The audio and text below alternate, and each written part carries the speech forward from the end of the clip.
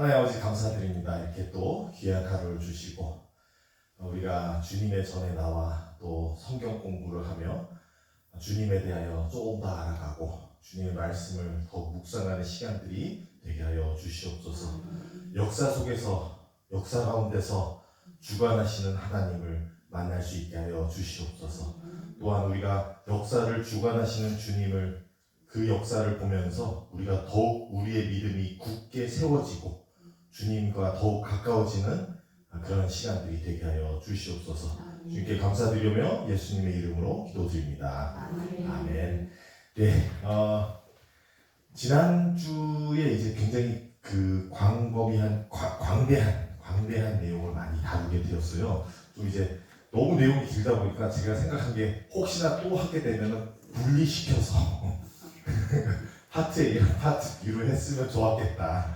너무 달려가는 부분과 또 이게 여러 가지로 있었는데요. 근데 아쉽게도 또 시간이 저희가 이제 8주간을 잡고 하다 보니까 또 너무 길면은 긴장이 풀리고 이제 너무 힘들어지거든요. 그래서 좀 짧고 굵게 해야 되는데 짧은 거 짧고 또 굵은 거 굵게 하다 보니까 오늘도 여러 가지를 같이 하려 하다 보니까 좀 내용이 많이 길어졌어요. 근데 오늘 그래서 상황을 보면서 살피면서 혹시나 뭐 안 되는 부분이 있으면 좀 더 미뤄서 다음 주로 이동하거나 이런 식으로 해보도록 하겠습니다. 지난주에 이제 이스라엘 다뤘는데 다 못 다룬 부분에서 꼭 그래도 짚어가고 싶은 부분이 있어서 이렇게 가지고 나왔습니다. 어떤 부분이냐면 이스라엘이 이제 멸망하는 것까지 우리가 얘기를 나눴죠. 그래서 아수르와 바벨론에게 멸망하는 걸 오늘도 그 내용을 다루긴 하는데 왜 멸망했냐라는 것을 살펴볼 때 대체적으로 크게 잡고 있는 틀은 우상숭배다라는 거죠. 하나님을 섬겨야 되는 우리가 하나님 외에 다른 신들 또는 다른 것들을 섬겨왔다. 그래서 이스라엘이 망했다는 것을 우리는 살펴보게 됩니다. 그래서 이스라엘이 우상숭배를 한 부분을 조금 짚어보고 가보도록 하겠습니다. 이제 열왕기 하에서는 21장 9절에서 이렇게 나오죠. 이 백성이 듣지 아니하고 므낫세, 이제 므낫세 굉장히 그 중요한 인물인데 남유다에서의 굉장히 악한 왕이에요. 그래가지고 이 왕을 이제 그 주로 보면 왕들을 따라가다 보면 하나님께서 그 전 왕에 대해서 사악했던 왕을 가지고 이제 예를 들다가 그보다 더 악한 왕이 나오면 그 사람 이름을 들고 이렇게 예를 하는데 므낫세가 이제 남유다 쪽에서 굉장히 악했던 왕이에요. 그래서 이제 이렇게 므낫세라는 이름이 나오는데 우리가 또 알아야 되는 게 하나님의 평가에서 죄악을 가진 거지 정치적인 입장과는 굉장히 달라요. 우리가 그 부분은 구분을 해야 돼요. 왜냐하면 대부분의 하나님의 평가로서 죄악된 왕들이 정치적으로 잘하는 경우가 있어요. 그게 신기한 거죠. 그러니까 정치로서나 외교적인 부분이나 또는 그 나라가 그 당시에 얼마나 잘 성장하고 잘하는지에 있어서는 또 별도의 문제라는 것이죠. 그래서 우리는 흔히 뭘 생각하냐면 성과를 보고 또 그런 부분들을 이제 생각할 때가 있잖아요. 예를 들자면 나라가 잘 되면 그러면은 하나님이 도우시나 보다 라고 생각하기가 우리가 굉장히 쉽게 범할 수 있는 오류예요. 근데 우리가 역사상으로 볼 수 있는 게 뭐냐면 역사적으로 정치적으로 여러 면에서 잘했던 왕들인데도 불구하고 성경책에서는 하나님의 시각으로 역사를 다시 봤을 때에 그 왕들이 악했다라고 하고 있는 거예요. 그리고 므낫세 같은 경우도 이스라엘 별로 정치를 못했냐? 그게 아니라는 거예요. 뛰어나면서도 불구하고 악했다는 거예요. 그러니까 악한 건 그 중심에 뭐가 있었냐? 다른 게 있어요. 하나님 외에 다른 것. 그게 바로 이제 우상숭배인 거죠. 그래서 므낫세를 이제 예를 들면서 하는데 므낫세의 깸을 받고 그러니까 므낫세가 했던 우상숭배를 동일하게 너희도 하고 있구나라는 얘기인 거죠. 그래서 뭘 하고 있냐면 악을 행한 것이 여호와께서 이스라엘 자손 앞에서 멸하신 여러 민족보다 더 심하였더라. 이게 굉장히 중요한 거예요. 하나님이 심판하게 된 평가를 그 결과를 얘기해 주는 그 과정을 얘기해 주시는 거죠. 심판을 내렸는데 왜 심판을 내리게 됐냐면 이스라엘이 지금 뭐예요? 이집트에서 나왔을 때에 가나안 땅을 들어가는데 그 가나안 땅에 살고 있던 민족이 있을 거 아니에요. 그 민족이 우상 숭배를 하고 있었던 것 같아요. 근데 그것도 이제 조금 이따가 바로 살펴보겠는데 섬기고 있던 신들이 있는데 그게 악했던 거죠. 하나님을 모르고 다른 것들 섬기고 있는 사람들. 그래서 그들을 싹 밀어버렸죠. 누구를 통해서? 이스라엘이라는 민족을 통해서 싹 밀고 리셋이죠. 그러니까 다시 해서 하나님의 백성으로서 땅을 차지하고 또 그들을 통해서 제사장 나라로서 이 세계를 다 제사장으로서 역할을 하게끔 세웠는데 문제는 그 역할을 하지 못하고 반대로 하나님이 싹 지워버리려고 했던 그 사람들과 동일한 것만이 아니라 더 심하였더라. 더 악한 걸 하고 있는 거예요. 그래서 그게 뭔지도 저희가 또 잠깐 살펴보고요. 그래서 결국은 뭐예요? 므낫세가 예루살렘에 행한 것으로 말미암아 내가 그들을 세계 여러 민족 가운데에 흩으리라 라고 하고 있어요. 이제 이게 결론인 거죠. 심판을 너희를 흩어버릴 거다. 이 흩은다는 것을 제가 조금 이따가 또 하다가 다루게 될 건데, 그래서 키워드들이에요. 흩으리라. 이것도 꼭 기억하시면서 갔으면 좋겠습니다. 자, 이런 시각에서 우리가 우상숭배를 보겠는데요. 자, 바알신부터 한번 보겠는데요. 바알이라고 많이 듣잖아요. 이게 성경에서 나오는 신 중심적으로 하는 거예요. 그 외의 신들은 이제 저희가 다루지는 않고, 일단 성경 내에서 나오는 주 신들 중에서 바알이 굉장히 자주 등장해요. 그 이유는 바알이 다른 그 주위 국가들을 이렇게 살펴봤을 때 대략 가나안 땅에서 원래 원조로서 있었던 우상 중에 하나인 거예요.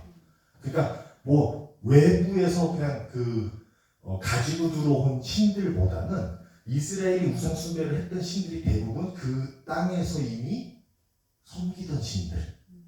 그리고 우리가 성경을 보면서 이제 뭘 보냐면 싹 밀고 이스라엘을 이렇게 다시 새롭게 한 것 같이 보이지만 그건 이제 그런 이제 장르로서 부각된 부분으로서 싹 없애고 아무도 살지 못하고 이스라엘이 살았다라고 하지만 그렇지 않았던 거예요. 그래서 남은 사람들이 있는데 그 남은 사람한테 선한 영향을 끼쳐야 되는 이스라엘 사람들이 반대로 그들의 악행이 자기네한테 들어오는 거예요.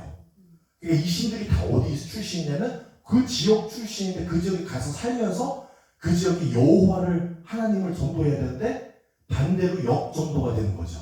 그리고 바알신을 섬기게 되는 거예요. 요런 느낌이다라는 걸 아시면 좋겠어요. 그래서 이제 바알신이 있는데 요런 우상이에요.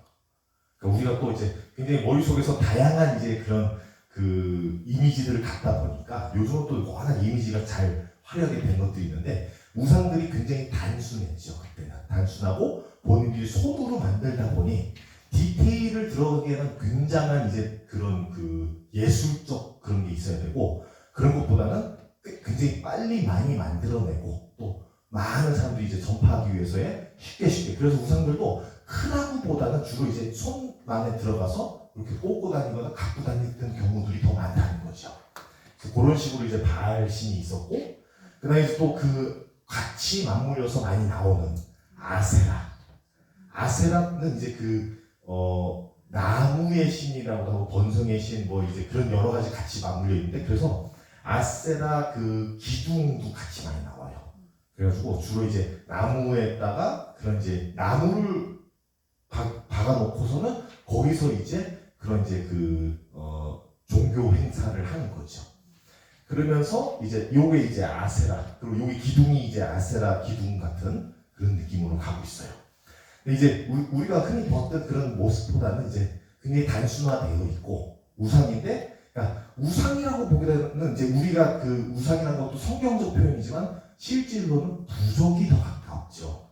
그러니까 부족으로서 하나님을 믿는 것보다 내가 이 부족을 믿는 것이 더 우리가 우상 숭배의 그걸 알아야 돼. 그게 더 부족을 믿는 습성이다. 하나님을 믿을 것 외에 다른 것이 나를 지켜줄 것이고 다른 것이 나에게 번성을 가져다 줄 것이고 그게 우상 숭배인 거예요. 그래서 부족 같은 느낌이 더 많이 들고 있고요. 그래서 이제 요런 이제 바알신과 아세라신 이제 엘리야 시대 때도 이렇게 같이 맞서게 되는 것들을 보게 되는데 그래서 그 여러 가지 이제 성경에서 구체적으로 나오진 않지만 여러 가지 모습들과 그 당시 이제 역사들 보면서 이런 이제 우상 숭배가 굉장히 다양하면서 지역별로 또 조금씩 달랐겠지만 대체적으로는 이제 안 좋은 부분들, 그러니까 굉장히 우상 숭배에서 안 좋고 죄악된 부분들은 더더욱 뭐냐면 도덕성과 관련돼서 성적 관계를 굉장히 서슴없이 그런 이제 나무 아래서 이제 그런 이제 제단 앞에서 많이 하는 거죠. 그러면서 번성의 신이니까 우리가 번성하기 위해서 거기서의 제사장들과 또는 여제사장들과 행위를 하면서 그러면은 바알신이 하늘에서 자기도 흥분해가지고 번성을 준다. 뭐 이런 미신이 있는 거예요. 그러니까 그런 것을 믿고 있었던 풍습을 하나님께서 이런 이상한 것들을 싹 밀어놓으려고 했는데 다시 남아서 들어온 거예요. 그것도 우리가 또 역사적으로 알 수 있는 게 뭐냐면 참 그 죄악은 뿌리가 깊어요. 뽑기가 쉽지가 않아요. 그래서 싹소리 했는데도 불구하고 어디서 또 튀어나와가지고 다시 하나님 백성을 괴롭히는 거죠. 자, 그러면서 이제 아스라 이보다 더한 게 하나가 있는데 몰렉이라는 거예요. 이게 이제 더더욱 그 바알 신이 주로 이제 그 천둥과도 관련돼 있거든요. 천둥의 신. 그러니까 이 생각을 해봤는데 천둥의 신을 주로 이제 천둥을 왜 그렇게 할까? 오늘날은 천둥이라는 것을 과학적인 원리를 알기 때문에 뭐 온도나 뭐 구름이 뭐가 비벼져가지고 뭐 이제 전기가 뭐 해가지고 하는데 그 당시에는 그런 과학이 없잖아요. 그러면 평상시 살다가 갑자기 천둥 소리 얼마나 큰 줄 아시죠? 그게 이제 멀리서도 울려가지고 오는데 가까이서 쳤다 이거예요. 어마어마한 거예요. 무서운 거예요.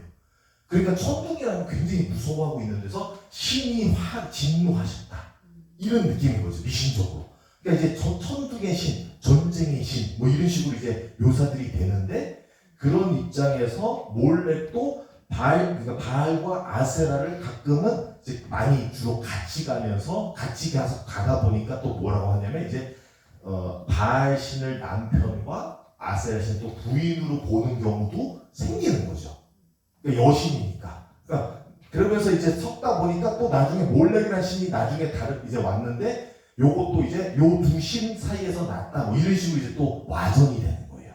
근데 이제 중요한 건 뭐냐면 이 몰렉 신이 굉장히 안 좋아요. 이게 뭐냐면 이제 그 제가 구체적인 내용도 그 전 노트에서 다뤘는데 뭐냐면 그 자기의 아들을 불 가운데로 가게 했다. 뭐 이런 식으로 표현할 때가 있어요. 그럼 불 가운데로 갔다 해서 불 가운데에 길이 있어가지고 이렇게 시작하는 게 아니에요. 불 가운데를 갔다는 거는 좋게 묘사를 한 거지 이 황소의 머리를 한 우상을 만들어 놓고 아래에서 불을 가마를 계속 때운 거죠. 그래서 불을 계속 때워서 이 몰렉 신은 아이를 바쳐요. 그리고 때로는 성인도 바치고 그래가지고 그 불에다가 던져놓는 거예요. 그렇게 해서 우상 숭배를 하는 거예요. 굉장히 무서운. 근데 그래서 또 이게 좀 다른 게 바알 신과 아세라 신은 주로 산 꼭대기에 많이 지어요. 몰렉 신은 그 계곡 쪽으로 지어요. 아래로 화행 쪽에서 이렇게 많이 이제 불 때워가지고 하는 경우가 많은 거죠. 그래서 이런 식으로 우상 숭배들이 많이 이제 그 이스라엘 사람들에게 들어오면서 므낫세 같은 경우도 자식을 몰렉 신을 이제 섬기면서 갖다가 불에다가 바치는 거예요. 이런 걸 하니까 하나님이 너 이거는 이제 선을 넘었다 하면서 이제 딱 이제 흩트겠다라고 심판을 내리시는 거고요. 자, 제가 또 하나 나누고 싶었던 게 엘 신이에요. 엘이라면은 엘 또는 이유 해가지고 우리가 이스라엘이잖아요. 뒤에 엘이에요. 그러니까 이스르라는 게 이제 씨름하다는 거고 엘이 하나님이에요. 하나님과 씨름하다. 그리고 베드가 집이고 엘이 하나님. 그러면 하나님의 집 이렇게 되는 거죠. 또는 이제 진짜 유대 그쪽 동네 사람들 들어보니까 엘을 또 이을이라고도 발음해요. 그래서 우리는 이스라엘이라 하지만 그들은 이스라이유이라고 해요. 그런 식으로 이제 하는데 그 신이 있어요. 근데 그 신이 이제 이 천둥과 그 전쟁과 창조의 신이면서 이제 가나안 땅에 있었던 신, 뭐 이렇게 믿고 있는 신이 있어요. 그러면 이제 이 신이 우리 여호와 하나님에서 그러니까 여기서부터 넘어 들어온 거냐라고 했을 때 그것보다는 그 당시에 가나안 땅에서의 믿던 신이라는 그 용어도 우리가 예를 들면 신이라는 용어가 우리가 좀 이제 바꿔가지고 하느님, 나중에 이제 우리가 오늘날 쓰는 건 하나님이잖아요. 근데 그런 식으로 바뀌었다는 거죠. 엘 또는 저기 이슬람에서는 알라라고도 부르고, 그리고 영어로는 God, 신. 이 신이라는 뜻을 갖고 있는 것인데 거기에 많은 상징들이 붙고 완전되는 이제 그 여러 가지가 붙어서 이제 여호와 하나님도 이 심리에서 베껴와 가지고 썼다라는 한 학자들이 있어요.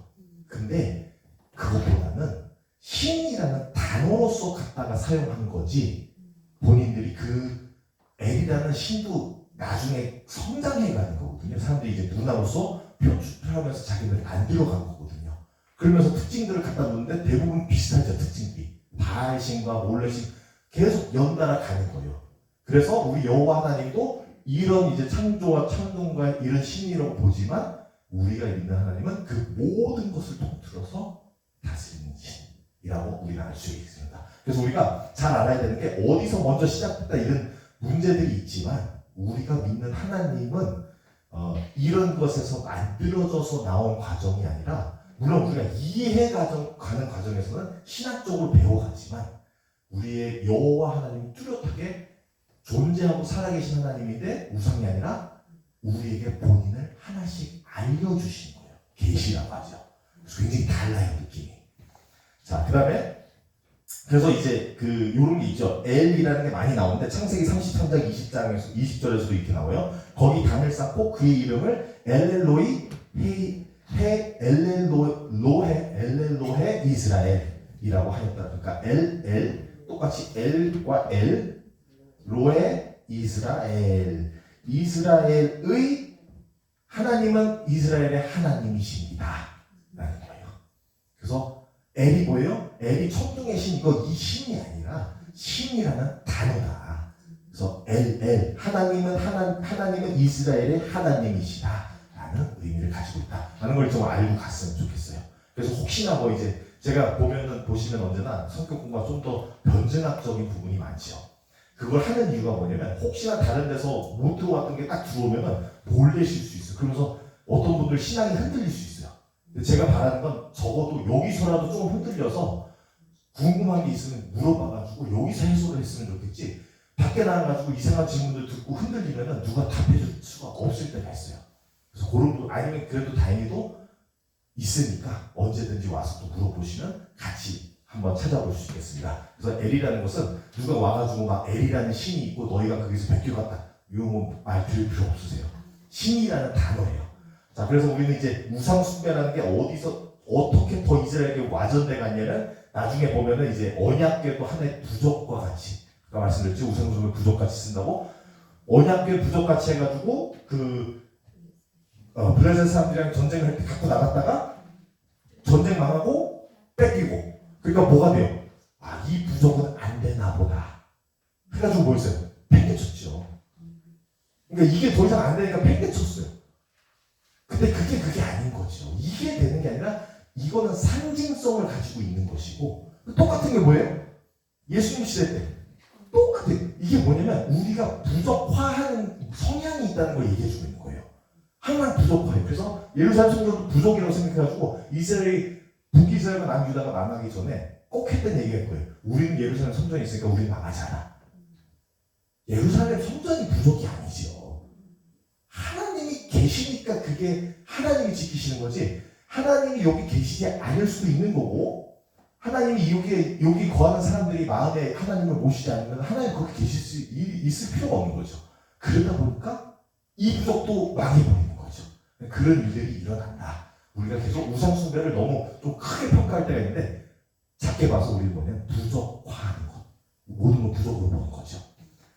자, 오늘 원래 이제 들어가려 하는 부분을 정했는데요. 아수르랑 바벨론이랑 바사를 한 번에 하려고 해요. 그러다 보니까 내용이 굉장히 많은 부분인데 그래도 이제 요 부분에서 보면은 아수르가 이제 요 지역에서 요 지역인데 솔직히 여기서 시작해가지고 이집트를 다 다스린 게 아니라 이집트도 이겨가지고 이제 이집트도 아무 소리 못하게 되는 과정이 있고 바벨론이 이제 뒤에서 또 자라나와가지고 아수르를 딱 이제 아수르를 먹어버리고 이집트랑은 좀 이제 크게 관련 없어서 이제 이게 진영이 나가지 않고 페르시아는 그 당시에 이제 메대 지역에서부터 시작돼서 들어오는데 그 당시 세계에서 제일 큰 영토를 잡고 있는 그래서 이 정도의 그 강대국은 그 전까지는 보지 못했던 것을 보여주고 있다라는 모습을 보겠습니다. 바로 이제 아수르로 들어가겠는데요. 지난번에 보시면 이제 우르에서부터 이 메소포타미아 지역에서 이제 문명들이 시작해가지고 도시 국가가 나오면은 아수르라는 수도가 있었어요. 수도가 아니라 도시가 있었죠. 그러니까 도시 국가죠. 작았어요. 작았고 이 지역이 이제 수메르 문명이 다스리고 있으면서 나중에 아카드 이제 그 왕국이 여기 주요 도시들을 하나로 통치해버리면서 이제 강대국으로 세워지고 그 당시의 세계는 다 여기서 일어나고 있어요. 우리가 오늘 보는 세계관이 너무 넓어서 그런 거지 이분들에게 있어서 이게 전체 세계인 거예요. 그래서 그런 부분에서 아수르라는 작은 지역에서 별 볼 일 없는 데서의 나중에 급격히 강해져가지고 좌지우지하면서 전체적인 권력을 행사하고 있어요. 자, 아수르 보면은 우리가 문명이라고 했을 때 이제 자꾸 고대 문명이라니까 굉장히 뭐 여러 가지로 뒤처지고 뭐 아직 덜 발달되고 이런 식으로 생각하는데 요게 이제 그 당시에 있었던 저희 이런 아수르 바니판 도서관이에요. 그래서 그 당시에 이제 이게 아마 다 존재하진 않지만 그 굉장한 문명이 굉장히 많이 발전한 그런 시대다라고 알면 되겠습니다. 오늘의 우리가 이해하는 이제 핸드폰 뭐 이런 건 없었지만 그래도 굉장한 건축부터 해서 여러 가지로서 발전된. 그러니까 우리가 항상 문명 얘기하면 한 문명이 살다가 사라지고 다시 처음부터 시작한 게 아니에요. 한 문명이 이루어놓은 것 위에다가 다른 문명이 덮고 하면서 그게 인간인 것 같아요. 하나 한 단계씩 쌓아나가는 거죠. 그래서 누가 말하기에는 이제 사람들이 책을 쓰는 이유가 책으로 인해서 정보가 전달이 되고 정보 전달을 다른 세대까지 해가지고 한 단계씩 쌓아나가서 지식이라는 것과 지혜라는 게 발전할 수 있고 모든 기술과 이것도 발전할 수 있는 게 그러한 능력을 가진 게 인간이다. 원숭이들은 책 안 쓰잖아요. 그러니까 우리만이 인간으로서 발전해 나갈 수 있는 게 있는 거지 동물들은 옛날부터 올해까지 똑같이 이주소 먹고 있는 거죠. 이게 차이가 있는 거예요. 문명을 이루는 건 인간이에요. 자, 그러면서 아수르라는 게 이제 그 도시라는 아수르를 제가 보여줬지만 그 도시 아마도 그 지역의 신이 아수르였어요. 그래서 그 도시의 신 아수르를 본따서 나온 것인지 아니면 그 이제 도시에서부터 시작돼서 나온 건지 아니면 또 때로는 보면은 그 한 왕국이나 국가가 도시로서 그 묘사될 때가 있거든요. 예를 들자면 북이스라엘을 우리가 북이스라엘을 부르지만 그 당시에는 수메르라고도 불렀다는 거죠. 그러니까 그런 식으로 이제 이해가 조금씩 다른데 하여튼 아수르라는 이 제국이 커져서 갑자기 이집트까지도 이게 싸워서 이기고 통치할 만큼의 굉장한 힘을 보여줬어요. 자, 아수르라는 신이 있는데 그 신이 전쟁의 신이에요. 이름과 같이 이 민족은 굉장히 전투력이 강해요. 그것도 조금 이따 살펴볼 건데요.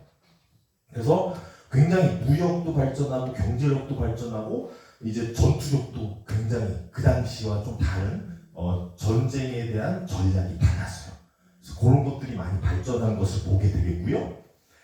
전투력에 대해서는 그러니까 전쟁에 대한 전략에 있어서 보면은 심리전을 펼쳤어요.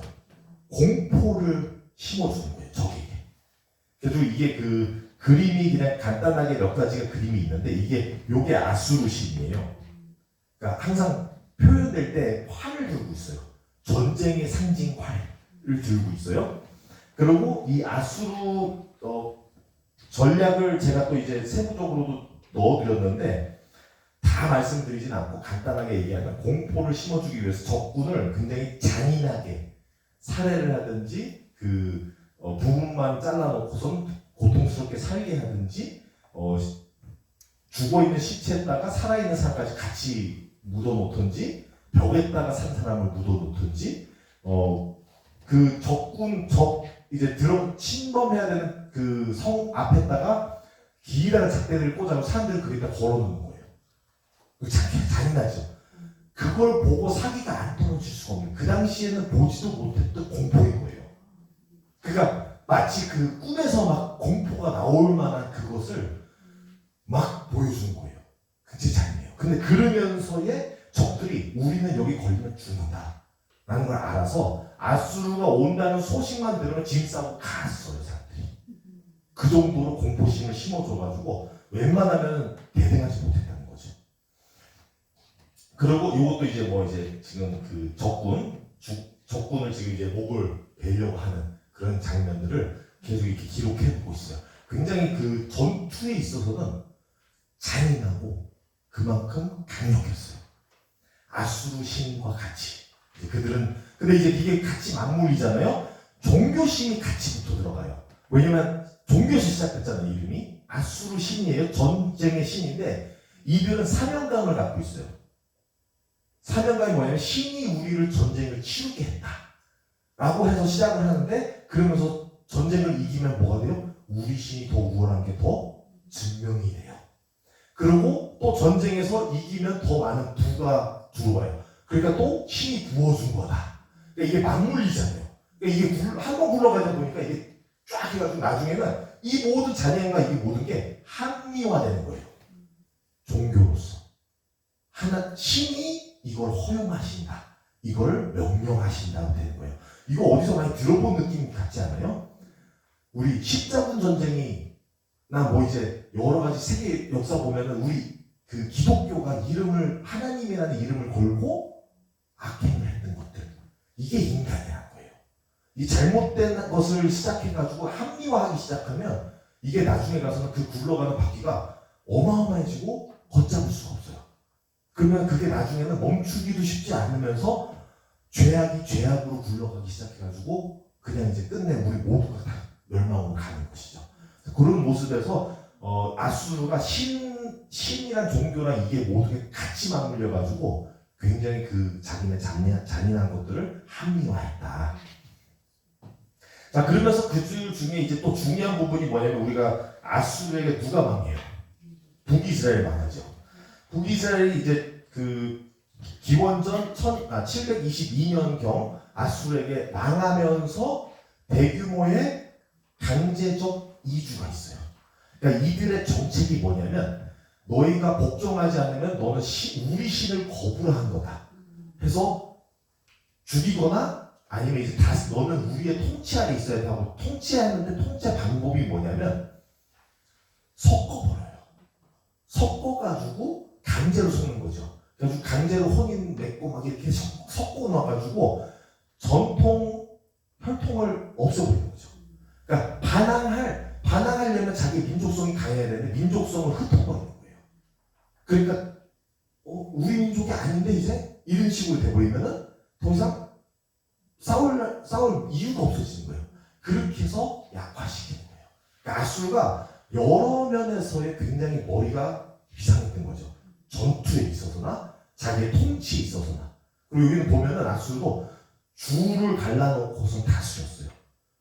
집중 그 권력이 가능했던, 많은 나라들을 통치하면서도 그게 가능했던 그런 이제 방법들, 전략들을 만들어가는 거죠. 굉장히 이제 그런 부분에서 많이 뛰어났다. 자, 우리가 중요한 것은 이제 아수르의 그런 부분만 보는 게 아니라 우리는 이제 성경과 다시 매칭을 해서 보는 게 중요한데, 북이스라엘 이제 기원전 722년경 망하면서 이제 북이스라엘 아까 말씀드렸죠. 사마리아라고 부른다고. 나중에 예수님 시대 때 사마리아인들이 그 사마리아인들. 근데 그 사마리아인들이 어디서부터 시작이 되냐면 여기서부터. 그래서 호세아 왕 때에 이제 그 이스라엘 망하면서 이스라엘이 살만해질 때에 포위를 당해요. 반항하다가 조공을 안 맞춰가지고 그러다가 살만해셀이 죽으면서 사르곤이 그걸 뒤이어가지고 완전 망하게 해버려요. 복종시켜버리죠. 그래서 이제 요 시기 때 망하는데 그러면서 다 섞어버려요. 그러니까 우리 민족도 그런 아픔들이 있잖아요. 근데 그게 여기서도 있는 거예요. 근데 여기는 더 심각한 거죠. 전체 북이스라엘 인구를 뒤섞어 버리니까 더 이상은 전통을 유지하는 그게 누군지 모르겠고, 전통을 유지한다고 아무리 얘기해봐야 남유다 입장에선 너희는 아니야. 왜? 그러니까 이제 그것도 법을 어떻게 해석하냐가 중요한데, 모세 율법에서 이방인들을 타협하지 않는 방향으로 해석을 하면 이 사마리아인, 그러니까 북이스라엘 사람들이지만 이들이 죄악으로 해가지고 그렇게 섞였으니까 너희는 이제 이방인이야. 우리가 너희랑 상대하면 안 돼. 라고 잘라버리는 거예요. 얼마나 억울하겠어요. 자기네들도 이스라엘 사람이고 자기네들도 여기에 이 땅의 주인인데 너희는 이제 여기 주인 아니야. 우리가 주인이야. 근데 그것도 이제 그 주장도 전혀 틀린 게 아닌 이유가 하도 섞여 있으니까 같은 신을 믿어 우리는 하는 이 얘기도 달라요. 왜냐면 같은 신이 아니거든요. 그러니까 이런 여러 가지 문제도 있어요. 왜냐면 우리가 볼 때는 마치 성경 입장으로서 보기 때문에 대다수의 신앙이 여호와 신앙인 줄 알고 있어요. 근데 그 당시에는 대다수의 신앙이 우상 숭배예요. 그러니까 우리도 똑같은 신 믿어. 이 사람들 말 틀린 거 아니에요. 이 사람들이 보는 입장에선 여호와 하나님도 그 신 중에 하나인 거고, 그러니까 우리도 다 수용해 라고 하는 거랑, 남유다 입장에서 우리는 그거 아니야 라고 얘기하는 거랑 똑같은 거예요. 근데 소수인 거예요. 극소수. 그래서 이게 서로의 입장 차이이지만 그걸로 인해서 진짜로 그 사마리아 살던 진짜 전통을 지키려고 노력해왔던 사람들이 얼마나 억울할 수밖에 없겠어요. 그러면서의 그 아픔이 대대로 물려지면서 나중에는 다시는 맺지 못하는 그런 입장으로 가는 거죠. 여기서의 시작인 거예요. 자, 그 다음에 이사야서 10장에서 이 아수르에 대해서 이미 예언들이 나와요. 그래서 이사야서 10장 5절에서 6절 말씀 이렇게 아수르에 대해서 나오죠. 아수르 사람은 화 있을진저 그는 내 진노의 막대기요. 그러니까 하나님이 말씀하신 게 아수르는 나의 진노의 막대기다. 그 손에 몽둥이는 내 분노라. 그래가지고 내가 그를 보내어 경건하지 아니한 나라를 치게 하며, 이제 심판을 이 사람들 들어 쓰겠다는 거죠. 몽둥이로. 내가 그에게 명령하여 나를 노하게 한 백성을 쳐서, 그래서 탈취하며 노력하게 하며 또 그들을 길거리에 진흙같이 짓밟게 하려 하거니와. 그리고 더 나가서 이사야서 10장 11절 말씀이 이르죠. 내가 사마리아와 그의 우상들에게 행한 같이 예루살렘과 그의 우상들에게 행하지 못하겠느냐 하는도다. 이건 뭐냐면 이스라엘이 망한 걸 너가 보고도 너는 남유다가 내가 너한테도 그러지 못하는 줄 아냐? 라고 얘기하는데 남유다가 그때 안 듣고 있는 거예요. 왜냐면 우린 예루살렘 성전이 있거든. 되게 이상한 거죠? 여호와 하나님이 하시는 얘기인데 우리는 예루살렘 성전에 있으니까 괜찮아요. 이건 무슨 얘기예요? 이건 무슨 진보예요? 이건 여호와 하나님 필요 없어. 우린 예루살렘 성전에 있으니까.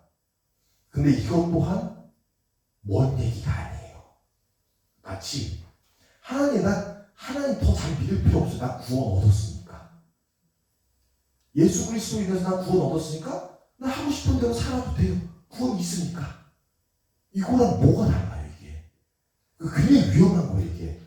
우리가 잘못된 신앙, 잘못된 이해, 잘못된 신학으로 있어서 굉장히 잘못된 길을 간다는 거죠. 우리가 남의 이야기 같이 들려가지고 그러지만 이걸 조금씩 그 내용들만 바꾸면 오늘 우리 이야기인 거예요. 그래서 이런 것들이 같이 맞물리고 아수르에 대한 예언들이 이미 있었다.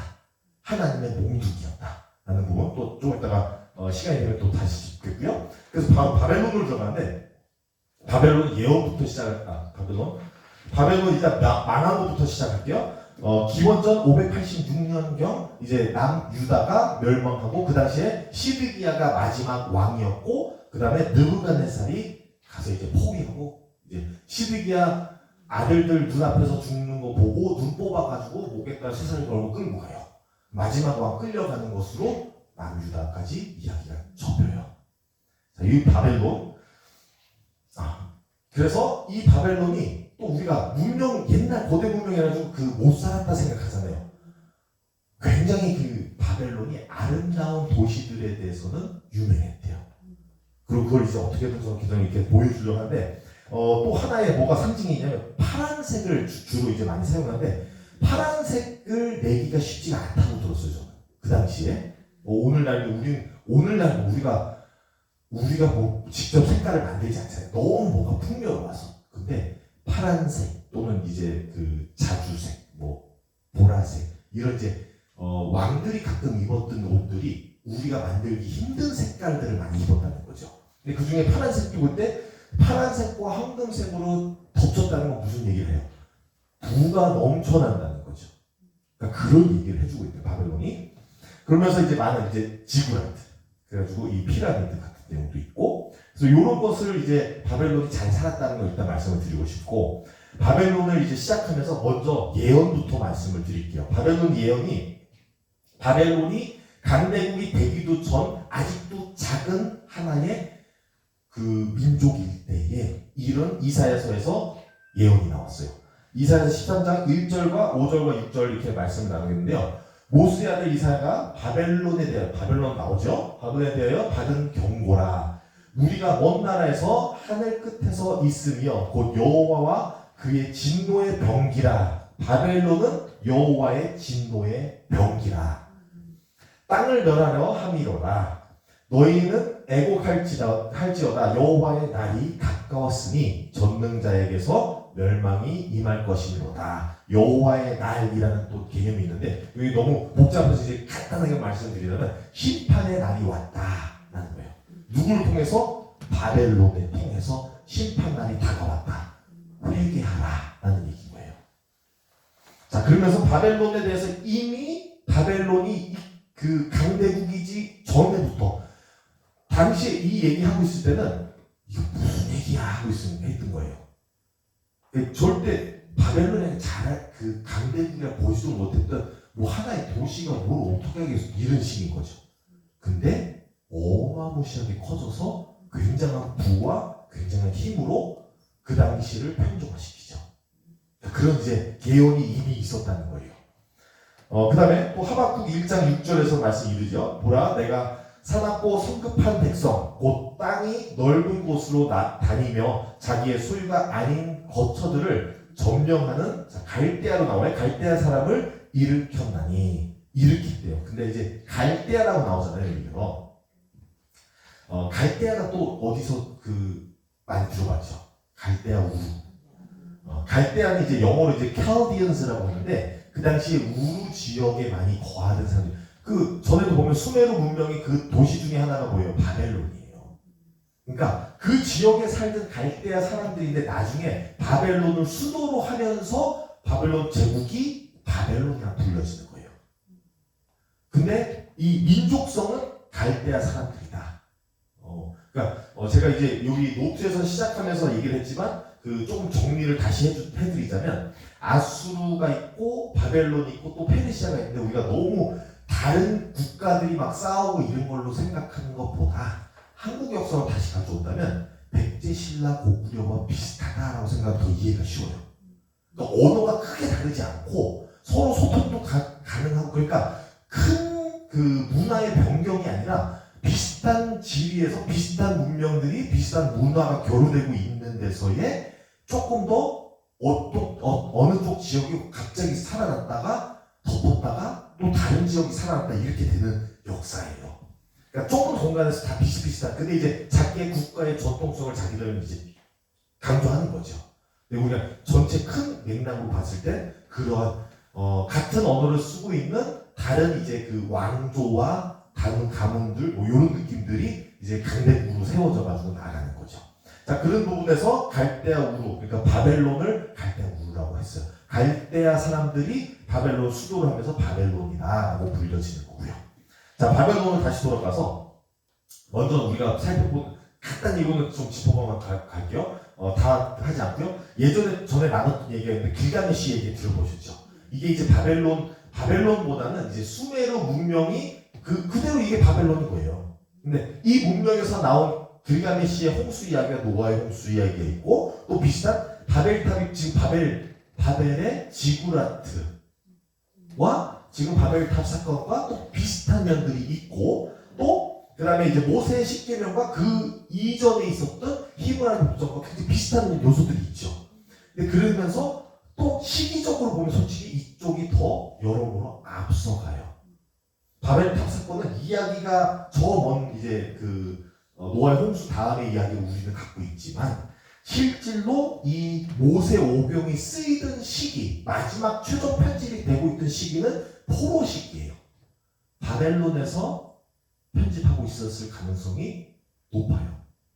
그러면 바벨탑이라는 얘기를 할 때에 실질로 바벨탑이라는 탑이 존재한 것인지 아니면 바벨론에 있으면서 이집트에서 우리가 나왔던 민족인데 그것 또한 무너뜨리라는 그런 희망의 그런 이제 입장으로서도 악한 것을 바벨론이라고도 상징할 수도 있는 가능성도 있다. 그렇다는 게 아니라 가능성이 있다라는 말씀드리겠어요. 요한계시록 보시면 비슷한 일들이 일어나죠. 요한계시록 보면 계속 이집트, 바벨론 이런 이제 큰 이름들이 나오는데 이 이름들이 뭘 얘기하고 있어요? 똑같은 거 얘기하는 게 아니라 그러니까 다른 것들 얘기하는 게 아니라 비슷한 시스템, 제도, 사람들을 억압하고 노예로서 한 문명이 살아남고 위에서 다스리는 통치 그런 이제 여러 가지 그런 제도를 가지고 얘기하고 있는데 그걸 다양한 이름들을 쓰는데 바벨탑 사건 또한 그런 것을 상징적으로 표현하는 것일 수 있다라는 그런 이야기들인 거죠. 그러니까 이게 시기적으로 봤을 때는 베껴 쓴 것 같이 보일 수도 있지만 저는 전에도 강조했다시피 비슷한 내용을 다룰 수 있다. 근데 그거에 대한 해석도 굉장히 다를 수 있고 이 후대에 나왔다고만 해서의 잘못된 게 아니라 어쩌면 이제 오히려 더 전통으로 내려왔던 내용들이 더 맞을 수도 있는 거고 그러니까 요렇게 우리가 너무 뒤에 나와서 잘못됐다라고 하는 그런 굉장히 쉽게 보는 입장으로서 판단은 안 된다는 거죠. 그런 부분들이 있다는 거 제가 그냥 짚고만 갈 거예요. 이거는 아직 다른 내용들이 있어가지고요. 바벨론이 중요한 이유가 있어요. 바벨론이 중요한 역할을 하고 있는 이유가 있는데 그게 뭐냐면 이 포로기잖아요. 그러니까 아수르한테는 포로가 아니에요. 망했어요. 그냥 싹쓸이하고 섞어버렸어요. 그러니까 더 이상 이제 그 민족성을 잃었다고 이제 남유다에서 보고 있고 남유다는 이제 대신 다른 게 바벨론은 끌고 갔어요. 그러니까 좀 잔인하게 끌고 가는 거죠. 그래서 눈도 뽑고 그러니까 예전에 아수부터 이어져 내려오는 전통인데 진 사람들은 뭐 일부분은 그냥 잘라내는 거예요. 그냥. 그러니까 뭐 눈도 뽑는 거 이런 건 당연하다고 봤죠. 코 자르고 귀 자르고 이런 것도 있고 손가락 자르는 것도 있고 이런데 그러면서 이제 우리가 이겼다는 것을 상징적으로 보여주면서 시드기야를 데리고 갔듯이 이제 바벨론은 포로기가 있어요. 그래서 1차 포로기가 시드기야 때가 아니라 이 시드기야 때는 솔직히 2차 이제 포로기 있고 그 전에 이미 한 번 또 끌고 갔죠. 네, 여호와kim 때. 그러면서 끌고 간 거랑 그 다음에 이제 시드기야가 최종으로 이제 끌고 간 게 이제 시드기야 때고 이때 이제 예루살렘 성전을 망하게 하고 가버린 거죠. 그러면서 이제 남유다가 완전하게 끊기는 건데 그러면서 포로로 간 이 바벨론에 도착한 이스라엘 사람들, 그러니까 남유다 사람들이 처음에는 굉장한 혼돈과 이게 어떻게 된 거야 했겠죠. 그러니까 저도 이제 노트에서 몇 가지만 이제 이것도 이제 제가 이제 제 입장으로 한번 풀이를 해본 건데요.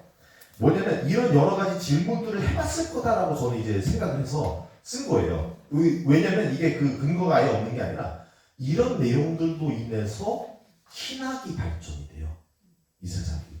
그러니까 이러면서 이제 제가 말씀을 드리고 싶은 게 일단 가가지고 성전이 없는데 제사장이 어떻게 제사장직이 있겠어요. 근데 그래서 이제 변형이 되죠. 제사장이 더 이상 성전을 이제 섬기고 하는 스타일이 아니라 이 제사장들은 영적 리더가 되고 그리고 나중에 이제 이 영적 리더만이 아니라 오히려 더 정치적 리더가 되면서 힘을 많이 얻으면서 부패하는 과정을 보게 되죠. 그러니까 너무 아쉬워요. 인간이 힘이 많이 주어지면 또 이게 부패하는 과정들이 있는데, 그러면서 이제 잘못되는 것들이 보이지만 처음부터 그런 건 아니겠죠. 물론 이제 그 이스라엘 있을 때도 제사장들이 제대로 역할을 안 한 것도 많이 있지만 그런 것들이 있고, 여기서 꼭 중요한 게 뭐냐면 포로기 때 회당이라는 게 생겨요. 왜냐면 성전에서만 예배를 드렸었잖아요. 근데 성전에서 예배 드리는데 성전이 사라졌어요. 그리고 성전이 멀어. 성전이 이제 사라지고 그 토지만 남았지만 멀어요. 갈 수가 없어. 그러면 예배를 어떻게 드려요? 그래서 가정 예배를 시작합니다. 우리 코로나 시기 때 그랬죠. 가정 예배를 하려고 노력하죠. 예배가 교회에서 안 드려지면 가정 예배를 하려면서 뭐가 생기냐면 회당이 생겨요. 이제 회당이 그 시작은 뭐냐면 가정 예배예요. 그러다가 여러분들 그 개척교회랑 비슷하게 생각하면 돼요. 개척교회가 처음부터 교회의 모습을 하지 않잖아요. 가정에서 시작할 때가 많죠.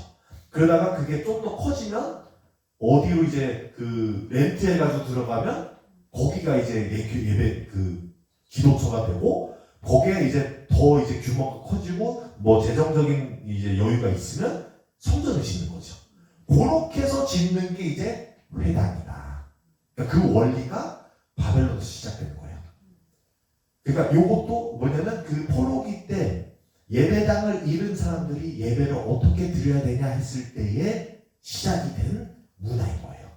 그래서 예수님 시대 때 더 나가서 사도 바울 시대 때 흩어진 이스라엘 민족들이 세워놓은 회당들을 돌아다니면서 복음 전파를 해요. 어쩌면 하나님이 그 당시에 흩어놓은 민족이 기반을 깔아놓은 거죠. 그래서 돌아다니면서 복음이 전달될 수 있게끔. 그래서 이런 이제 회당의 시작이 여기서 붙어있는 거고요. 그 다음에 이 포로기가 제가 볼 때는 이 전체 큰 맥락을 우리가 보면은, 지난번에 이제 설명을 드릴 때 이제 우리가 사울과 다윗과 솔로몬을 이렇게 좀 그렇게 과정으로 봤잖아요. 그러니까 사울은 토지를 한번 쭉 갈고, 그다음 다윗이 거기다가 제대로 된 씨를 심으면 솔로몬이 뭐예요? 그걸 거두는 거죠. 그런 이제 차원으로 본다면 아수르는 몽둥이가 돼가지고 그냥 내려쳤어요. 근데 혼내고 끝나는 안 되는 거죠. 바벨론이 반성을 하는 시간이 된 거예요. 혼에게 맞고 나서 그 다음에 오! 하고 왜 혼났지가 이 시기예요. 그러면서 내가 왜 혼난지를 쭉 한번 살펴보는 건데, 그래서 이 질문들이 있어요. 요걸 이제 제가 이 질문과 답을 좀 이렇게 비슷하게 이어서 썼는데, 첫 번째 질문이 이게 이게 상상이에요. 근데 가상이지만 굉장히 이제 신학적인 근거를 가지고 하는 거예요. 첫 번째, 이렇게 물어보지 않았을까? 왜 이런 일이 일어났지? 거기서 시작하는 거죠. 왜 일어났지? 근데 그러면서 이제 이 반성을 통해서 우리의 죄로 인해서다 하는 게 나오는 거예요. 그 전까지는 다른 탓을 많이 했겠죠. 그러니까 두 번째 질문이 그거예요. 다른 탓을 하니까 우리의 신이 혹시 아수르의 신보다 나약했나? 우리 신이 아닌가? 했을 수 있겠죠. 근데 나중에 알고 난 게 뭐냐면 아니다. 우리의 신이 나약해서가 아니라 우리의 죄로 인해서인 거지, 우리의 여호와 하나님은 절대 아수르의 신급이 아니에요. 우상이다. 그건 인간이 만든 신과 어디 우리 전능하신 여호와 하나님을 감히 대등하게 보냐, 이런 식으로 이제 신학적으로 이해가 되는 것이죠. 그 다음에 또 예루살렘 성전을 보면서 뭐라고 했겠죠. 예루살렘 성전을 부족으로 믿었던 이 사람들에게는 예루살렘 성전이 우리를 지키지 못하고 우리가 어떻게 이해해야 하냐 하는 거예요. 그것을 이제 여러 선지자들이 얘기하는데 그 중에서도 에스겔 선지자가 그 얘기를 해요.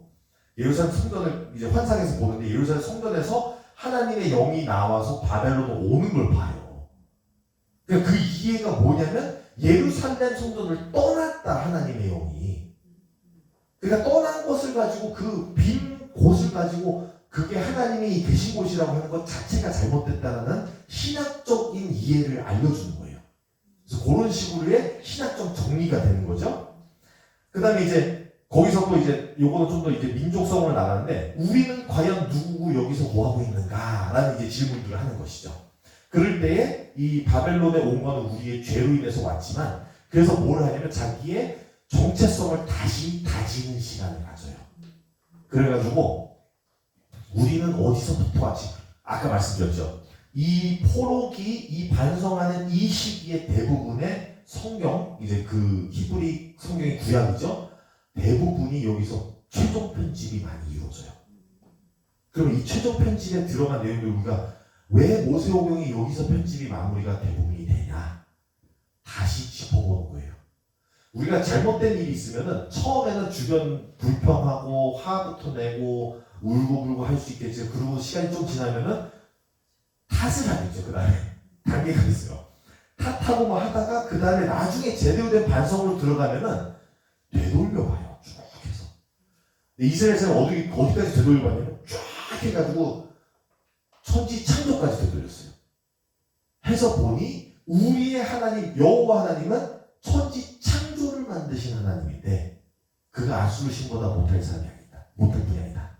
라부터 시작하면서 그분과 맺은 언약, 조상님들 통해서 우리에게 주신 그 언약이다 하면서 하나하나 그래서 조상부터 해가지고 모세까지 해서 쭉 해서 짚어 들어오는 거예요. 모세오경이 왜 거기서 대부분 완결이 됐냐면 우리는 이런 민족이다.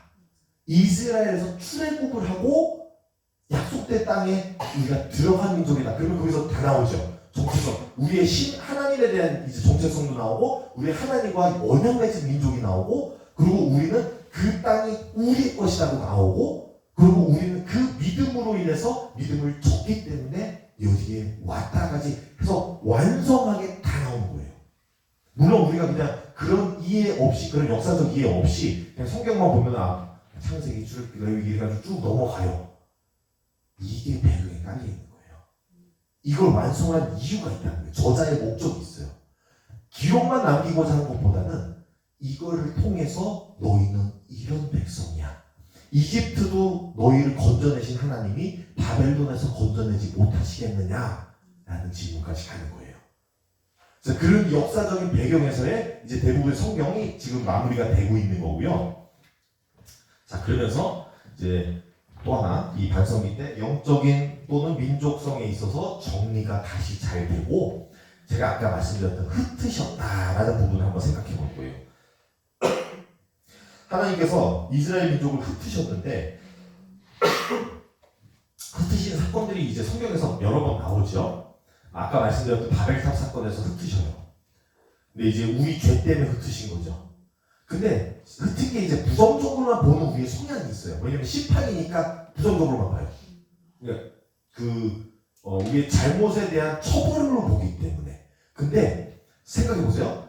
처벌 자체는 하나님이 때리기만 하기 위해서, 우리를 치기만 위해서 하는 것보다는 하나님의 심판에는 그 처벌이 하나님의 뜻을 위하고, 맞아요. 하나님의 회복과 하나님의 나라를 위한 것이라고요. 언제나. 우리는 굉장히 좁게 봐요. 그러니까 우리 아이 때 그러잖아요. 두들겨 맞으면, 그러니까 우리 때는 두들겨 맞죠. 요즘 시대 애들은 못 때리지만, 두들겨 맞고 나면 일단은 엄마 아빠, 때리는 엄마 아빠부터 화나요. 왜 맞은지 몰라요, 잘. 근데 그러고 나서 우리 때는 또 설명이 없었죠.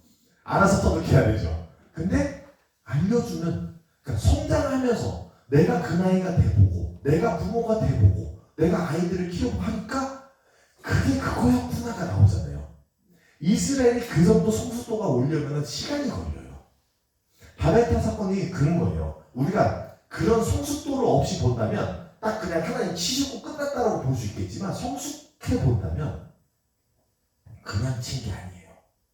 흩으신 게 다른 게 있어요. 뭐냐면 흩으신 이유가 처음부터 하나님이 아담한테 주시는 명령이 있잖아요. 땅을 다스리고 정복하고 흩어서서 번성하라는 거예요. 가서 누려 했는데 사람들의 성향을 얘기해 주고 있어요. 가서 누리는 성향보다는 뭉쳐서 나쁜 짓을 하는 게 사람의 성향이에요. 그래서 뭉쳐가지고 하나님보다 하나님 배우고자 해가지고 바벨탑 세우는 거죠.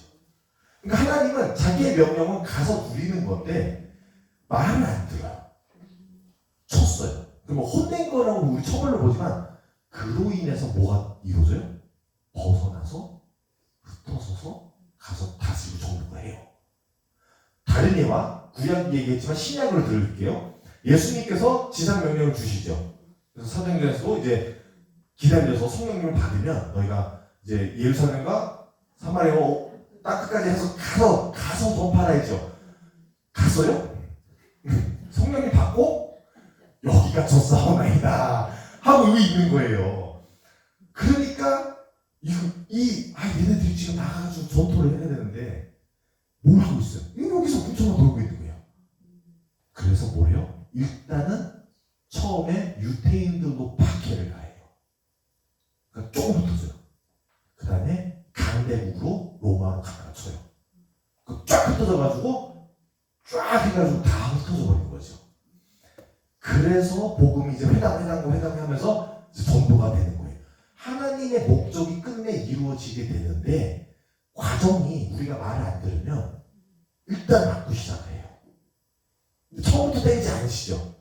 하시고 또 얘기하시고 또 얘기하시는데 안 듣고 또 안 듣고 하다 보면은 한번 딱 맞으면은 그러고 나서 해야 할 일을 하게 된다는 것이죠. 그러면서 흩어지는데 그럼 흩어진 게 우리가 부정적인 의미를 갖고 있는 이유가 뭐냐면 쳐버리기 때문이지만 실질로는 아닐 수가 있다는 거예요. 성숙한 신앙으로 본다면 흩어지는 것을 원하는 게 근데 이제 여기서 분별을 잘 하셔야 돼요. 교회 입장으로 다시 돌아와서 볼게요. 뭉치는 것도 중요해요. 뭉쳐야 되는 목적이 있고 이유가 있고 뭉쳐만 있으면 안 돼요. 선교도 해야 돼요.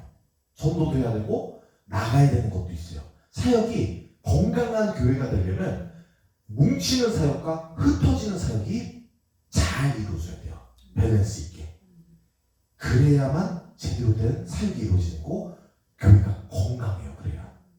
근데 뭉치기만 하다 보면 잘못 뭉치면 바벨탑으로 가요. 흩어지기만 하다 보면 흩어져 버려요. 안 뭉치니까. 흩어져서 다른 데에 소화시켜, 그러니까 다른 데에 묻어가 버려가지고 어디로 간지 소속감 자체가 사라져버릴 거예요. 중요한 거예요. 뭉칠 때 뭉치고 흩어질 때 흩어지고 이거를 밸런스 있게 왔다 갔다 하면서 조절을 하는 게 중요하다는 거예요. 그래서 두 가지를 다 봐야 되는데 흩어진 걸 여기서 볼 때에 하나님이 처벌로만 한 것, 부정적인 것만은 아니다라는 것을 꼭 알고 가셨으면 좋겠습니다. 자, 그래서 바벨론을 통해서 이제 이스라엘 사람들을 흩어져 주셨고, 죄송합니다. 이거는 아까 거. 자, 바사로 넘어올게요. 페르시아라고 하죠, 우리가 페르시아. 근데 이제 바사라고 이제 성경에서 나오고 있고, 바사 문명도 어마어마해요. 그러니까 우리가 자꾸 고대 문명을 이렇게 낮게 보지 않기 위해서 여러 가지로 제가 이제 시각적인 부분들로 보여드려서 이렇게 진짜 어마어마하게 살았구나. 이게 지금 와서도 놀라울 만한 건축물들인데 그 당시만 하면 이게 여기가 천국이다 이럴 수 있겠죠. 여기 신은 누구기에 이렇게까지 이런 식으로 나올 수밖에 없어요. 감탄을 안 할 수가 없어요. 그만큼의 권력과 이 제국의 모든 명예와 부와 모든 것을 보여주는 거죠. 자기네 건축물들을 통해서. 자, 그러면서 이제 바사가 있는데 바사 또한 그래요. 바사 왕 고레스가 바사가 원래 메대 지역에서 존재하는데 그냥 작은 민족으로 있었어요. 메대가 이제 좀 더 강대국으로 이제 하다가 고레스라는 이제 왕을 통해서 강해지고 한 번에 이제 바사 왕국을 이제 건설하게 되는데 그게 이제 주요 인물이 고레스예요. 고레스가 태어나기도 100여 년 전 이사야서에서 예언을 해요. 이사야서 44장 28절 말씀인데 고레스에 대하여는 이르기를 내 목자라고 하죠. 그러니까 하나님께 쓰임 받겠다라는 얘기하고 있고 그가 나의 모든 기쁨을 성취하리라 하며 예루살렘에 대하여는 이르기를 중건되리라. 자, 예루살렘의 중건이 될 것이다 얘기를 하고 있어요. 하며 성전에 대하여는 내 기초가 놓여지리라 하는 자니라. 이게 너무나 신통한 거예요. 이 얘기를 들을 때에는 예루살렘 성전이 왜 이렇게 하는 내용들인 거예요. 예루살렘 성전이 아직 문제가 없고 여기 멀쩡히 있는데 왜 예루살렘 성전에 대해서 예언이 들어오지? 이거는 틀린 예언일 거야. 이사야는 아마 거짓 선지자일 거야. 이런 내용들이 나올 수 있어요. 고레스가 누군데? 고레스가 누구가니? 모르니까 뭔데? 라고 했을 거예요. 근데 100여 년 후에 고레스라는 이제 그 메대 지역에서의 한 왕이 어마어마한 권력을 가지고 확 휩쓸고 그래요.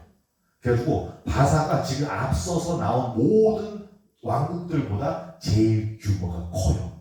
물론 이제 이후에 나오는 왕국들이 또 거기서 더 키우지만 굉장히 컸던 이제 시대고, 자 그래서 이미 예언으로서 하나님은 다 아신다 이런 것도 말씀을 드리고 싶은 거예요. 예언이 미리 와왔어요. 하나님이 아시고 하시는 말씀들이에요. 그래가지고 그로 인해서 이런 일들이 일어날 거다 하고 있고, 아까 말씀드린 것처럼 메대 지역에 시작되고 또 굉장히 뛰어난 경제력과 군사력과 정치들이 이제 여기서 제가 조금 더 집중하고 싶은 부분이 뭐냐면 정치에 대해서 다른 문화와 다른 이제 그 자기가 정복하고 있는 국가들에 대한 이 정책이 굉장히 조금 더 자유로웠어요. 어느 정도 수용을 해줬다는 거예요. 그러니까 조금만 제대로 바치고 우리에게 반항만 안 하면 적당한 통치력은 너희가 지킬 수 있게 해줄게 라는 외교적, 그리고 좀 더 친절하죠. 그 전에 아수르는 그냥 아주 그냥 싹 쓸어버리고 바벨론도 그닥 좋진 않았는데 바사가 오니까 굉장히 달라요. 대우가 달라요. 그래서 그러한 모습으로서 이제 그거를 기반으로 고레스는 또 그게 있어요. 고레스가 나중에 이제 자기가 다스리던 이제 민족들 중에서 유대인들도 섞여 있다는 것도 알게 됐는데, 그들이 가지고 있는 성서, 구약 성경 중에서 보니까 예언이 있대요. 자기의 이름에 대해서. 그래가지고 이제 바뀌었죠. 너무 기쁜 거예요. 나에 대해서 예언이고 하나님 나의 목자다. 그래서 저는 되게 신기한 게 어쩌면 하나님이 그 예언을 줘서 고레스 100여 년 후에 태어날 고레스 왕의 마음을 감동시켜서 이스라엘 사람들이 좀 더 편하게 살게끔 미리 준비하고 나중에 심판이 왔다는 거죠. 그러니까 그런 식으로 하나님이 다스리는 방법이 굉장히 우리보다 훨씬 범위가 넓고 우리 이해하는 것보다 많다는 거예요. 그래서 이제 그런 모습에서 고레스 왕도 굉장히 좋게 봤고, 그 정책 자체가 굉장히 달랐기 때문에 그래서 포로 귀환이 가능했던 거예요. 그래서 포로 귀환에 대해서 일어나고 고레스가 있었고, 그 다음에 이제 그 왕들을 제가 조금 나열을 시켰어요. 아마 노트에서는 제가 이제 여러 가지 또 추가했던 부분들이 있는데 제가 많이 놓치면서 그 생략하고 가는 이유가 시간 관계상 제가 보니까 이제 다 나누기 어렵고, 한번 그래도 쭉 보시면서 그 아까 제가 까먹었던 게 뭐냐면 그런 아까 흩어진 민족 하면서도 이스라엘 아직도 흩어진 민족이 이스라엘 국 내에 사는 사람보다 밖에 해외에 사는 사람이 63%가 더 많다. 그러니까 아직도 흩어져 있다라는 부분을 좀 강조했고요. 그래서 혹시나 저거 보면서 이게 왜 여기 있지? 할지 몰라서 잠깐 제가 기억나서 했고요. 자, 바사로 다시 돌아와서 바사의 이제 첫 왕이에요. 고레스가 첫 바사 그 제국을 건설했고, 그 다음에 이제 이후 이렇게 나가는데 이것도 세부적인 거 조금씩 있으니까 또 읽어보시면 좋겠고요. 그 다음에 이 마지막이 그세르케 크세스, 이제 영어로 절시스라고 해요. 근데 저도 영어로만 하다가 한국말로 보니까 되게 읽기가 힘들어가지고 크세르 크세스. 자, 근데 이제 성경에서는 에스더의 남편을 이름이 뭐라고 나와요? 아수에로라고 나와요. 아수에로가 히브리어이겠다라고 하고, 그게 이제 그 페르시아어로는 크사야르사이겠다라고 나와요. 지금 페이지 6번이에요. 그게 이제 헬라어로 죄송합니다.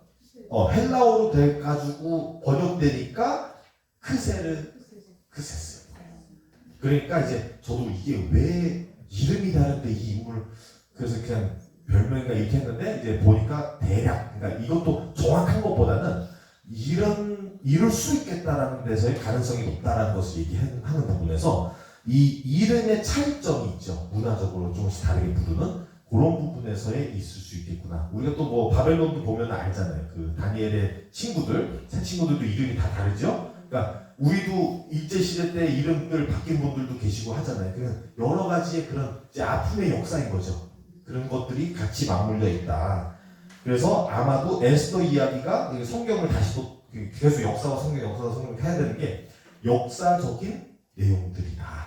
그러니까 아마도 에스더 이야기가 그러면은 아마도 요 시기 때 이제 이스라엘 민족이 겪고 있던 그 하나의 이제 그러면서 이 에스더 이야기가 뭐냐면 에스더를 다루는 것보다는 히브리 민족이라는 사람들이 이 페르시아 왕국 바산 왕국 시대 때 살고 있었고 왕과의 관계가 있었고 그러면서 어떠한 절기들이 생겨났다라는 얘기인 거예요. 전통성인 거예요. 그래서 이게 나중에 이제 이스라엘 문화를 보면은 그 에스더에서 나오는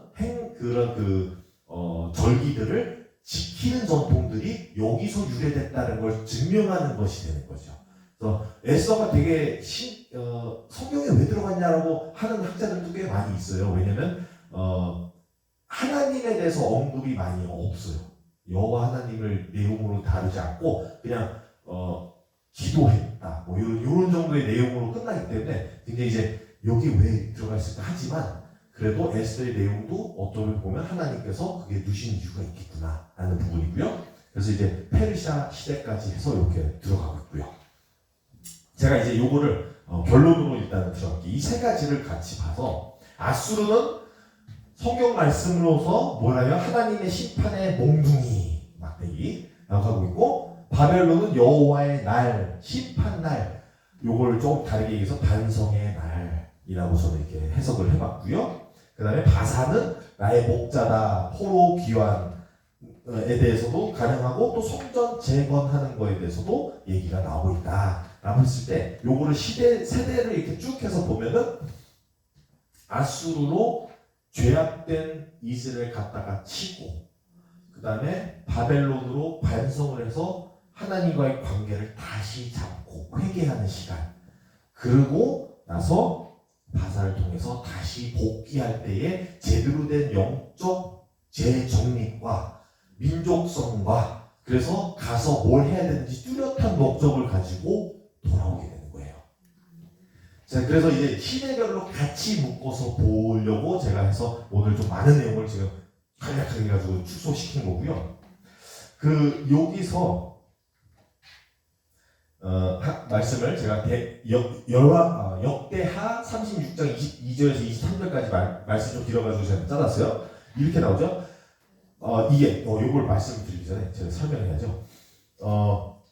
이 뭐냐면 여러분 우리가 성경이라고 하면 우리 정경 이제 캐논이라고 하는데 우리의 구약과 신약을 우리 나누죠.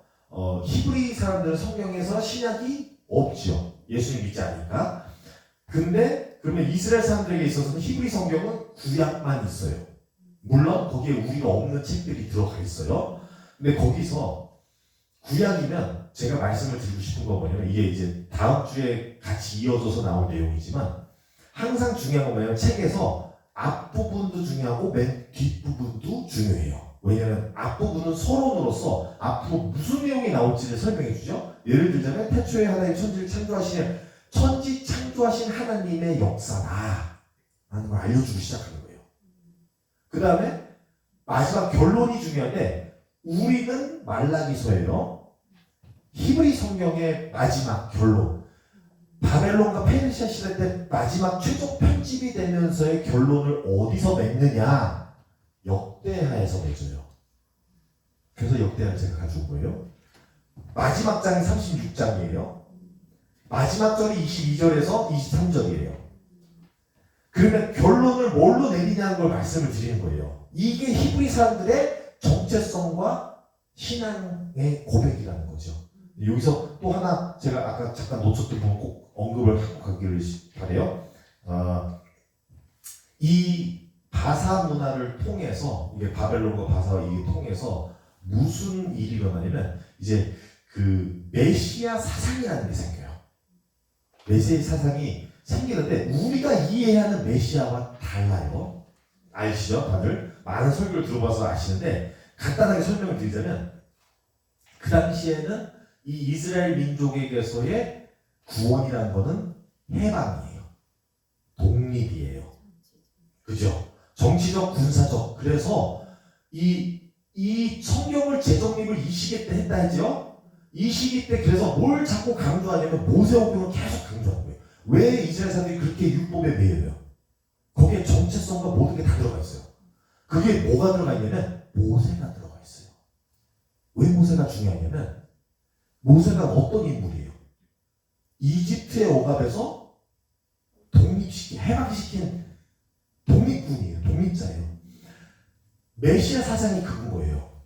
우리도 저 모세를 그때 보내주시면 이때도 그러한 인물을 보내주실 것이다 하고 예언서들을 보니까 그러한 인물의 존재가 힐끔힐끔 보이는 거예요. 그러니까 있다, 하나님이 예언하신 게 있다라는 게 메시아고 메시아 사상이 거기서 생각나는데 그 방향이 뭐냐면 이스라엘은 온 인류의 구원 바라는 거 아니에요? 생각도 아니에요. 그거는 아무 관련 없어요. 이스라엘의 독립인 거예요. 이스라엘 구원은 이스라엘 독립이에요. 이스라엘 메시아는 그걸 독립을 시켜줄 지금 오늘날로 따지면 대통령인 거예요.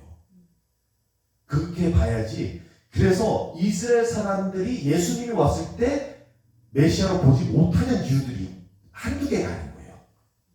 이거는 자기네들이 이해하는 구원과 전혀 다른 내용을 얘기하고 있어요. 독립이랑도 거리가 멀어요. 그러니까 이런 여러 가지 면에서 오늘날 우리가 현대 사회에서 이제 이스라엘 사람도 아니고 이스라엘 민족도 아니고 그런 이제 유대교 사상도 배운 적이 없고 한 그런 데서의 우리가 메시아라는 것을 보고 이제 하면서 가다 보면 역추적하다 보면은 우리가 이스라엘 사람들이 왜 모를 수밖에 없지? 그러니까 왜 모르지라고 질문하지만 제대로 보면 그들이 입장에서는 우리가 이해가 안 되는 거예요. 왜 하나님이 너희를 살려? 너희는 이방인인데 우리를 살리는 거지. 이렇게 봐요. 말이 안 되는 게 한두 개 아니에요. 자, 그런 맥락이 있다라는 것도 한번 꼭 기억하시길 바라고요. 그래서 메시아 사상들이 생기는데 그거와 같이 맞물린 신앙 고백이 이제 이 이스라엘 사람들의 최종 결론이자 이들이 이제 해야 되는 게 뭐냐면 이제 역대하 36장 22절에서 23절 말씀이 이렇게 돼요. 바사의 고레스 왕 원년에 여호와께서 예레미야의 입으로 하신 말씀을 이루시려고 여호와께서 바사의 고레스 왕의 마음을 감동시키시매 그가 온 나라에 공포도 하고 조서도 내려 이르되 바사 왕 고레스가 이같이 말하노니 하늘의 신 여호와께서 세상 만국을 내게 주셨고 나에게 명령하여 이제 중요한 게 나와요. 뭐냐면 이게 서로가 깔아준 거예요. 고레스 왕은 이러한 사람이 이런 시대에 살았고 여호와 하나님께서 고레스 왕이 직통 계시를 받아서 우리 이스라엘 사람들을 통해서 뭘 하겠냐? 유다 예루살렘의 성전을 건축하라 하셨다니 너희 중에 그의 백성된 자는 그의 백성된 자가 누구예요? 이 남유다의 정통성을 유지하고 있는 자들 이스라엘 사람들 아니에요? 는 다 올라갈지어다. 어디 올라가요? 예루살렘 성전을 지어야 되니까 예루살렘 올라갈지어다 너희 하나님 여호와께서 함께 하시기를 원하노라 하였노라. 자, 하였더라. 그러면 이게 뭐예요? 이 사람들의 결론은 끝내 너무 아쉬운 게 그 모든 걸 겪고 나서도 다시 돌아가지고 어디로 왔냐면 예루살렘 성전으로 왔어요. 시작부터가 예루살렘 성전을 부족화해서의 시작이었는데 오늘날 회개하고 와 해가지고 다 해가지고 쭉 해가지고 결론을 딱 왔는데 보니까 어디가 있어요 지금? 성전에 가 있어요. 이 신앙 고백으로 해가지고 배우면 제대로 된 신앙이 나오겠냐는 거예요. 결론이 잘못되어 있는데 그러면 그러니까 오늘날 보세요. 그래가지고 예수님이 살고 가셔서 메시아도 놓쳤고 그 다음에 70년경에 로마 군들로 인해가지고 예루살렘 성전이 망가졌어요. 지금 예루살렘 성전이 없죠. 그리고 오늘날 이 말씀을 자기네 말씀으로 받아들이는 사람들이 뭐라고 해야 돼요? 예루살렘 올라가서 성전을 건축해야 돼. 이 얘기하고 있는 거예요, 이스라엘 사람들이. 오늘까지도. 왜? 결론을 저렇게 내려놨기 때문에. 잘못된 결론을 내서 잘못된 신앙이 나오고 잘못된 신학이 나오고 그로 인해서 잘못된 신앙관과 잘못된 대로 간다는 거예요. 굉장히 중요한 거예요. 위험한 거예요. 그래서 우리가 성경을 이해하고 해석하는 것도 어떻게 하냐가 굉장히 중요한 부분들이 이런 데서 나오는 거예요. 잘못된 신앙은 아직도 성전을 우상화 시켜가지고 아직도 부족으로 생각해서 다시 가서 그 부족을 우상을 다시 세우자가 되는 거예요. 그리고 마치 세우면 하나님이 와서 거하시겠지. 놓친 게 뭐냐면 요한복음 4장에서 예수님께서 사마리아 여인과를 얘기할 때 핵심이 나와요. 예배에 대해서 질문을 하긴 했는데 하나님은 예배가 뭐라고 해요? 영과 진리로 드릴지니라. 그러한 예배하는 자를 찾으시고요. 그 예배라는 뜻이 뭐냐면, 왜냐면 사마리아 여인이 뭐라 했어요? 저 산이냐 이 산이냐 뭐 이 얘기하니까 여기 있다 이 얘기하신 거예요. 뭐라고요? 여기 너 안에 있다. 예수님이 함께하는 여기에 있는 것이지 저기나 여기가 아닌데 이 사람들 어디 보고 있어요? 예루살렘 보고 있어요. 아직도 여기 놓쳐놓고. 그러면은 하나님이 찾겠어요? 하나님 찾을 수 있겠어요? 여기를 놓치고 자꾸 딴 데 보고 있는데 이건 거예요. 신앙을 잘 잡으려면 제대로 성경을 이해해서 하나님이 혼내셨고 반성을 하게 했고 거기서 재정립을 해가지고 제대로 돌아오면은 하나님을 영과 진리로 나의 마음에 모시고 살아가는. 추가 하나 더 한다면 흩으신 이유가 제사장 나라가 되게끔 하려고 어쩌면 흩으셨는데 다시 모여서 바벨탑 쌓은 자가 되는 거예요. 이해되시죠? 잘못 가버린 거예요. 하나님 왜 흩으셨을까? 제 생각엔 제사장 나라로서의 효력을 제대로 발휘하려면 흩어져야 돼요. 근데 그 흩어진 거를 제대로 못했고 왜 흩어진지를 아직 못 깨달았고 그러니까 아직까지도 다시 뭉쳐서 바벨탑 쌓자라고 결론을 짓는다는 것이죠.